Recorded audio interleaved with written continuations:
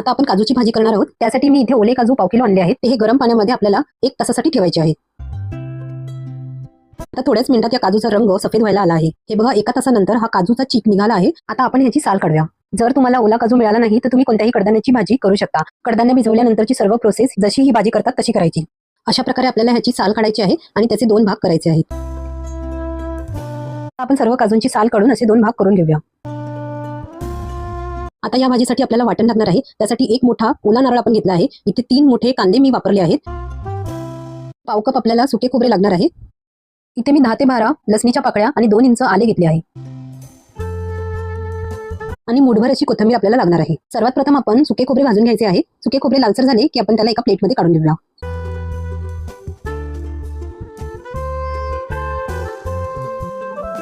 आता थोडासा कांदा आपण परतवून घेऊया आणि थोडासा लालसर झाला की त्याच्यामध्ये 1 मोठा चमचा तेल घालूया. या कांद्यामध्ये आपल्याला लसूण आणि आले भाजून घ्यायचे आहे. आता हा कांदा भाजून झाला आहे, आपण तो बाजूला काढूया. आता ह्याच तव्यावर आपल्याला ओले खोबरे भाजून घ्यायचे आहे. आता याच खोबऱ्यामध्ये आपल्याला ही कोथिंबीर भाजून घ्यायची आहे. आता एक खोबरे भाजून झाले आहे, आपण त्याला एका प्लेटमध्ये काढूया. आता हे सर्व पदार्थ आपल्याला थंड करायचे आहे. त्यानंतर मिक्सरला पाणी घालून थोडेसे बारीक करायचे आहे. आता आपण काजूची भाजी करूया. त्यासाठी गॅसच्या मंद आचेवर एक भांडे ठेवूया. त्यामध्ये 1 मोठा चमचा तूप घालूया आणि आवडीनुसार आपण काजू घालून ते परतून घेऊया. काजू परतल्यानंतर त्याला मिक्सरमधून बारीक वाटून घ्यायचे आहे. त्यामध्ये थोडे पाणी सुद्धा घालायचे आहे. आता त्याच भांड्यामध्ये 2 मोठे चमचे तेल घालूया. ह्यामध्ये 4-5 कढीपत्त्याची पाने आणि 1 मोठा चिरलेला कांदा घालूया. आता कांदा लालसर होण्यासाठी आपण यामध्ये चवीनुसार मीठ घालूया.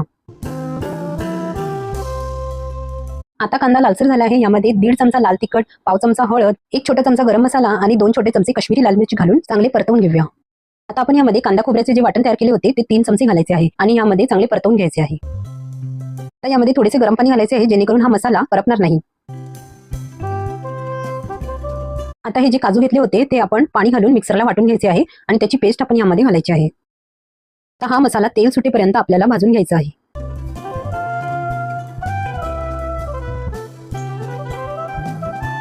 आता तुम्हाला दिसतच असेल की या मसाल्याला तेल सुटत आहे. आता यामध्ये 1 मोठा टोमॅटो आपण मिक्सरला लावून यामध्ये घालायचा आहे. आता तुम्हाला जशी कन्सिस्टन्सी पाहिजे आहे तसे यामध्ये गरम पाणी घालायचे आहे.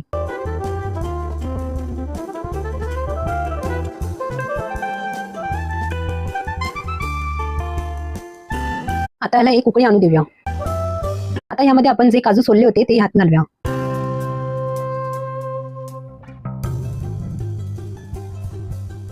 आता झाकण लावून 10 मिनिटांसाठी आपण ह्याला 1 उकळी आणू देऊया.